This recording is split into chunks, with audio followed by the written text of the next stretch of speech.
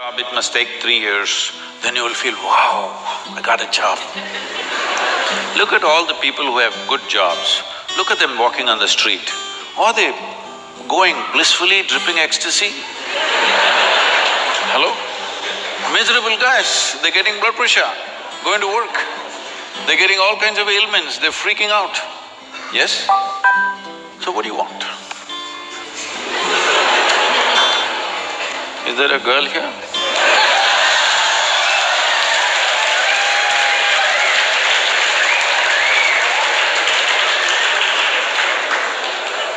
What do you want? I don't know anymore. That's good. I do not know, I like that. Because actually you do not know. Everybody keeps fooling themselves at every step in their life, thinking, what I want is, I want to become an engineer, I want to become an engineer. It'll keep you busy for 5-7 years. Then I want job, it keeps you busy for another 1 or 2 years. Then I want this kind of job, that kind of job, that keeps you busy for another 8-10 years. I want that much money, that much wealth, that keeps you busy for another 25 years. I want this kind of girl, that kind of girl, that kind of boy, that keeps you busy for a few years. Then children will come, I want my child to become this. Well, we are preparing for your funeral.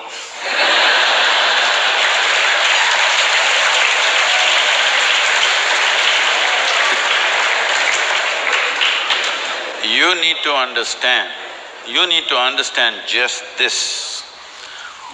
Right now, you may be giving all kinds of contexts to your life, but essentially, what you call as my life right now is just a certain combination of time and energy.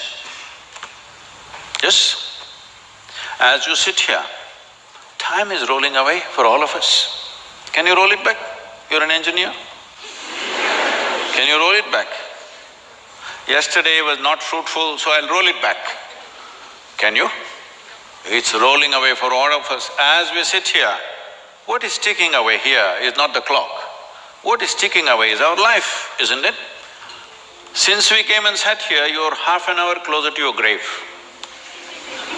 It doesn't matter how young you are getting there, isn't it? Yes or no?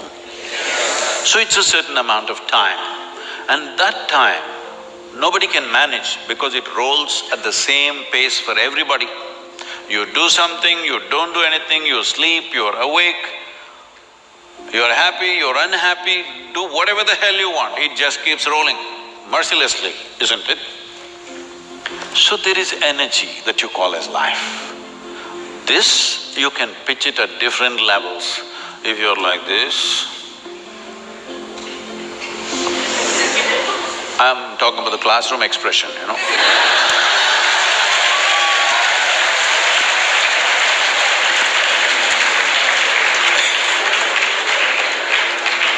If you're like this, 24 hours feel like 1,000 years.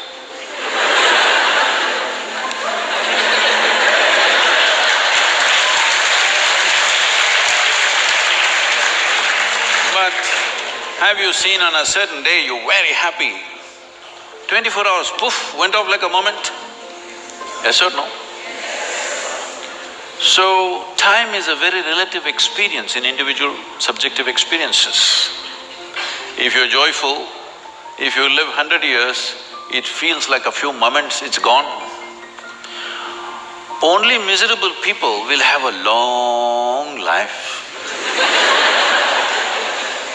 Because if you're miserable, you'll always feel life is too long that you will want to cut it short.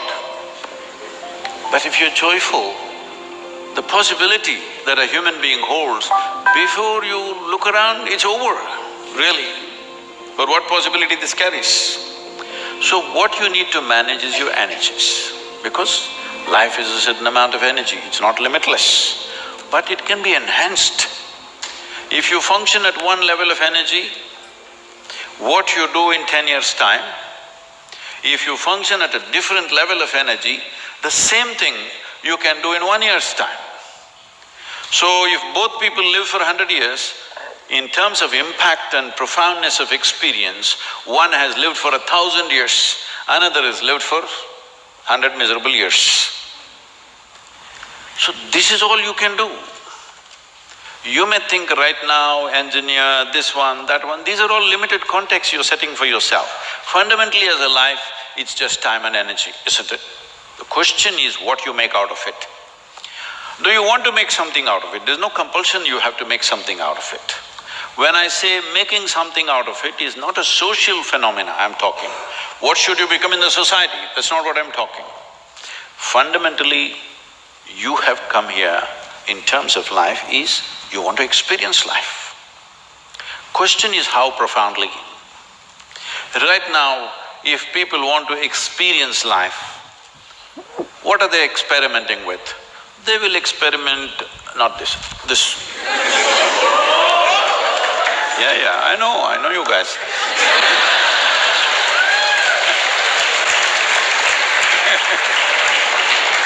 Or they'll experiment this, or they'll experiment something else.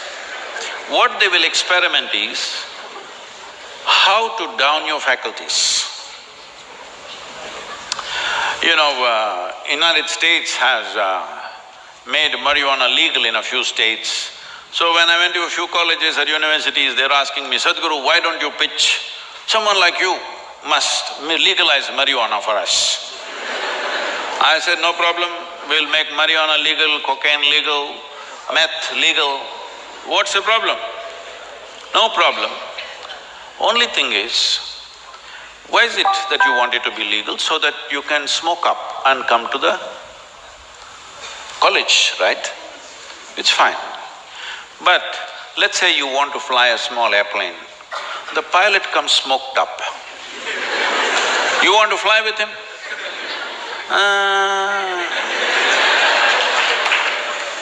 Because the guy is already flying without the airplane.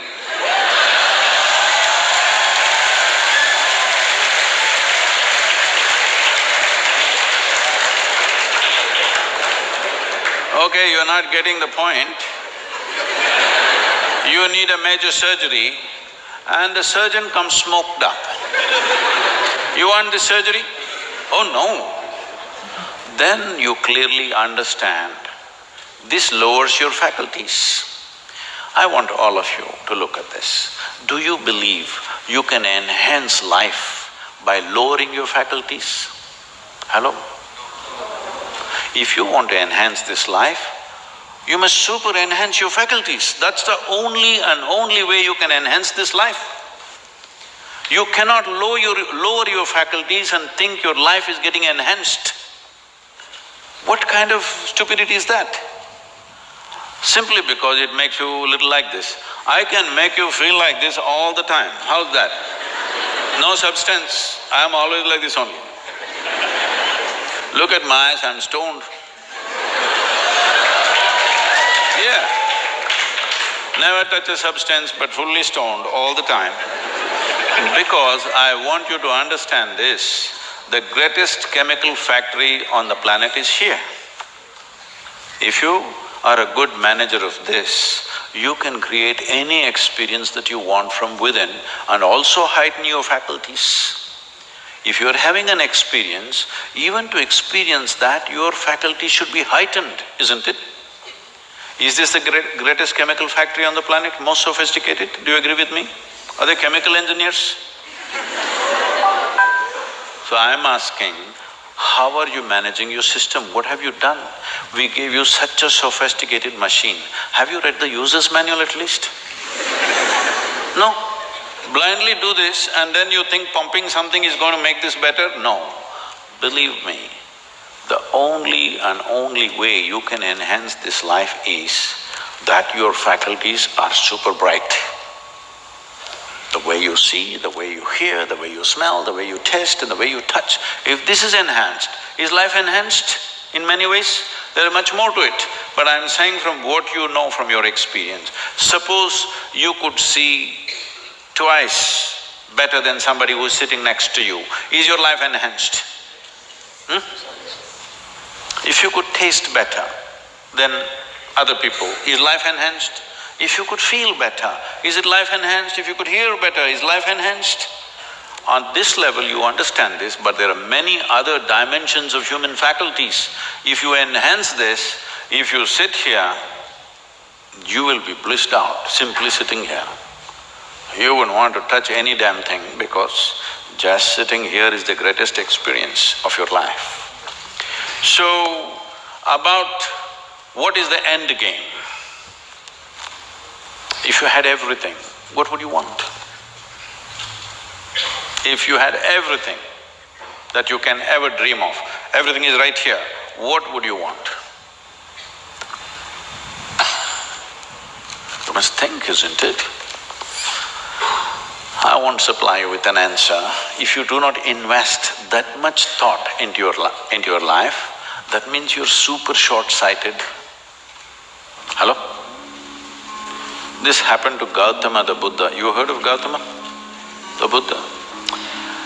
Because of some astrological prediction that his father heard, that he may either become a great emperor or a great sage, and he wanted him to become a great emperor, he protected this boy and put him in a separate palace where it's all luxury, everything that you can dream of, everything there. Got him married to a very pretty young woman, everything on.